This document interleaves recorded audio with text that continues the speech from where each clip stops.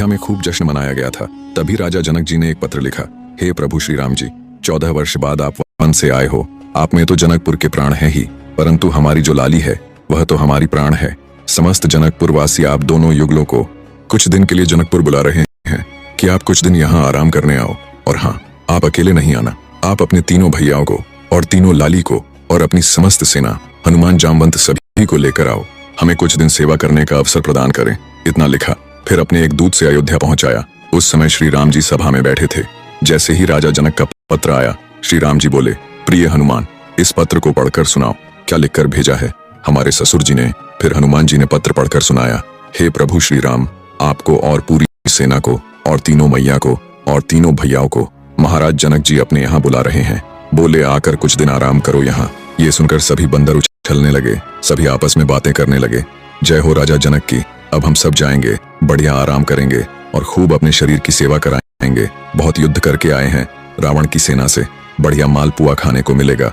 राम जी की बारात में तो हम नहीं जा पाए, लेकिन बारात की चर्चा हमने सुनी थी। सारे बानर बहुत खुश हो गए। बानरों की उत्सुकता देखकर राम जी बोले, शांत हो जाओ सभी। अब हमारा निर्णय यह है कि जनकपुर हमारी ससुराल है और कहीं भी नाक कट जाए चलता है, लेकिन ससुराल में नाक ऊंची रहनी चाहिए। इन सभी बातों को ध्यान में रखते हुए हमने सोचा है कि हम जाएंगे। भरत, लक्ष्मण, शत्रुघ्न सभी जाएंगे, चारों बहुएं जाएंगी, कुछ वरिष्ठ लोग जैसे जामवंत जी, हनुमान जी और अंगद जी जाएंगे। बाकी सभी बानरों से निवेदन है कि आप सभी यही सरयू नदी के तट पर रहो, यही खेलो, आप लोग नहीं चलो। ये सुन बानर सभी उदास हो गए। बोले हम क्यों नहीं चले। आप लोगों का स्वभाव ऐसा ही है, किसी से भी छीन कर खा जाते हो, कहीं पर भी मल मूत्र त्याग देते हो, कहीं भी उछल कूद करते हो, डाले तोड़ देते हो, वन उजाड़ देते हो। जनकपुर हमारी ससुराल है। अगर हमारे सामने किसी ने कह दिया कि देखो वो वन वानरों ने उजाड़ दिया, बोलेंगे वानर किसके हैं, सभी कहेंगे राम जी के। हमें तो फिर बहुत बुरा लगेगा, लेकिन आप लोगों का यही स्वभाव है। और यहाँ अयोध्या में कितना भी करो, यहाँ तो अपने ही लोग हैं, सुधार भी देंगे। वो ससुराल है, वहां संकोच हो जाएगा। बानर सभी नीचे मुंह करके बैठ गए। राम जी तो अपनी घोषणा करके चले गए। जामवंत और हनुमान जी बोले, क्यों भाई, क्या हो गया, आप लोग इतने उदास क्यों हो गए। बानर बोले, जब रावण से मरवाना था तो हमको ले गए, और जहाँ फल फूल मिलेंगे, मेवा खाने को मिलेगा, भरपूर सेवा होगी, तो हमें छोड़कर जा रहे हैं, इसलिए हम सभी उदास हैं। हमें भी जाने की बहुत इच्छा है। जामवंत जी ने हनुमान जी से कहा, आप जाकर निवेदन करो।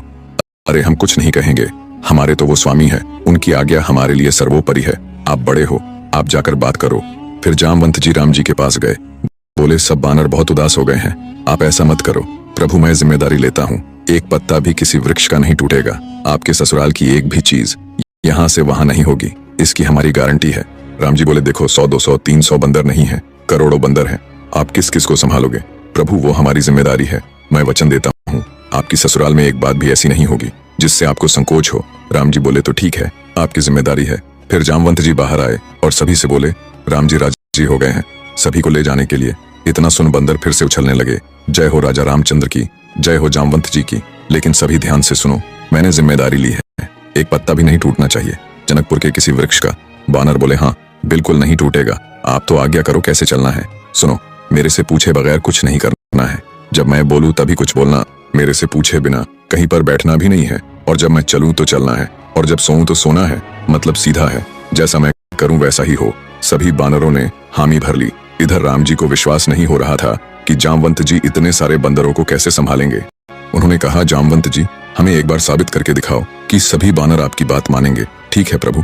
जामवंत जी बाहर आकर एक जगह खड़े हो गए तो सभी बंदर उनके पीछे खड़े हो गए। जामवंत ने अपना उल्टा हाथ उठाया तो सभी बानरों ने अपना उल्टा हाथ उठा लिया। जामवंत जी हंसे तो सभी बंदर हंसने लगे। जामवंत जी खांसे तो जिन बंदरों को खांसी भी नहीं आ रही है तो जबरदस्ती खांस रहे हैं। राम जी ने देखा तो खुश हो गए। बोले, ठीक है, अब चलते हैं जनकपुर। तुरंत पूरे अयोध्या में तैयारी हुई। सभी बानरों के लिए जामवंत जी ने वस्त्र सिलाए, सभी को एक जैसे वस्त्र बनवाया। जैसे ही उन्हें ला कर दिया, सभी बड़े प्रसन्न। सभी ने नकल कर झट से कपड़े पहन लिया और अगले दिन सभी चल पड़े जनकपुर की ओर। जिस भी नगर गांव से निकलते सभी पुष्प वर्षा कर रहे हैं। विशाल सेना राम जी की चल रही है। सबसे मजे की बात तो ये थी कि इस पूरी सेना का सबसे केंद्र बिंदु था वानरों की परेड।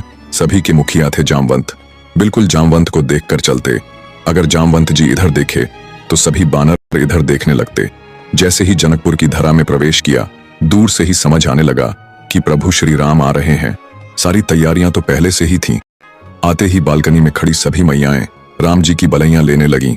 हमारे दामाद जी आए हैं। जैसे ही पूरे जनकपुर में वानरों ने प्रवेश किया, वानरों को देख उनकी ऐसी प्रशंसा, सभी बानर एक जैसे दिखे। जनकपुर की नारियां आरती की थाल लेकर सभी की आरती कर रही है, लेकिन बानर एक बार भी उनकी तरफ नहीं देखे। सभी जानते थे जामवंत जी सीधे जा रहे हैं, हमें भी सीधे चलना है। श्री राम जानकी सहित सभी का स्वागत हुआ, सभी को बैठाया गया। जनक जी सभी को देख आनंदित हो गए।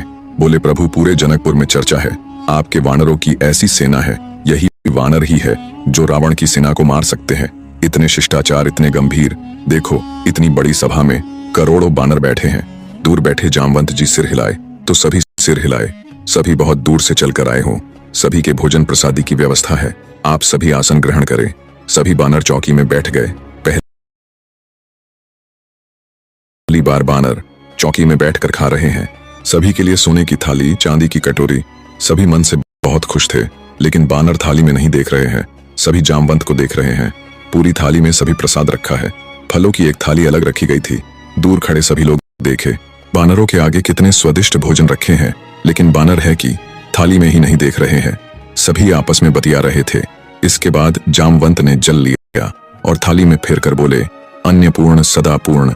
सभी बानरों ने वैसा ही किया। जामवंत जी थाली के आगे हाथ जोड़े। सभी बानरों ने हाथ जोड़ लिया।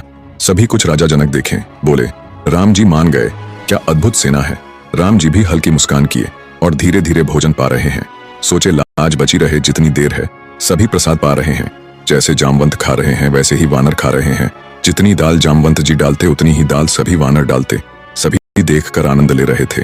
थोड़ी देर बाद जामवंत जी की नजर पड़ी आम पर। जामवंत जी ने जैसे ही आम उठाया, सभी बानरों ने आम उठा लिया। अब जामवंत जी ने आम को थोड़ा दबाया, देखना चाहा कितना पका आम है। उनके जोर लगाते ही आम की गुठली निकलकर उछल गई। अब सभी बंदर आम दबाए पड़े हैं, पूरी जोर लगाकर दबा रहे हैं। आम की गुठली उछलनी चाहिए, क्योंकि जामवंत जी की गुठली उछली है। जब सभी ने अपना अपना जोर लगाया तो सभी की गुठली उछली। इधर जामवंत जी सोचे, इन हाथों से मेघनाथ नहीं निकल पाया, इन हाथों से रावण नहीं निकल पाया। एक छोटी सी गुठली निकलकर भाग गई। अब जामवंत जैसे ही उठे गुठली उठाने को, बानरों ने सोचा हमें भी ऐसे ही उठानी है। सभी एक दूसरे को झपट्टा मारे, कहीं कड़ी उछाल रहे हैं, कहीं टेबल के नीचे से गुठली ढूंढ रहे हैं, ब्रेंच इधर उधर कर रहे हैं। जनकपुर की जो सभा स्वर्ण मंडित थी, चांदी से मंडित थी, आज इन बानरों के कारण खीर सब्जी पूरी से मंडित हो गई। कड़ी सब्जी उछाल उछाल कर पूरी सभा का लेपन कर दिया। ये सब देख राम जी नीचे मुंह किए बैठ गए। सभी बानरों को खुली छूट मिल गई, एक दूसरे की थाली से लेकर भागे। दो चार बानर तो जनक जी की थाली से लेकर भाग गए। जनक जी ये सब देखते ही रह गए। फिर जनक जी ने राम जी की ओर देखा। जनक जी समझ गए कि ये पूरी तैयारी थी, सीधे सीधे चलना है, सीधे सीधे खाना है, नहीं बानर अपना स्वभाव कैसे छोड़े। जनक जी ने राम जी को देखा और जाकर उन्हें गले लगाया। बोले, हम बिल्कुल अप्रसन्न नहीं हैं। हमें बहुत अच्छा लगा कि आज जनकपुर में इतने दिनों बाद ऐसा आनंद हुआ है। इतना सुन राम जी को भी थोड़ी शांति मिली। उन्होंने तिरछी नजर से जामवंत जी को देखा, जो अभी भी हाथ में आम की गुठली लिए खड़े थे। गुठली फेंक कर हाथ जोड़ लिया। राम जी ने हल्की स्माइल की तो जामवंत जी समझ गए कि आज बच गए और विचार किया, अब आगे ऐसा कभी नहीं करूंगा। जिसकी सेना वही संभाल ले। इतनी विशाल सेना को उनके अलावा और कोई नहीं संभाल सकता।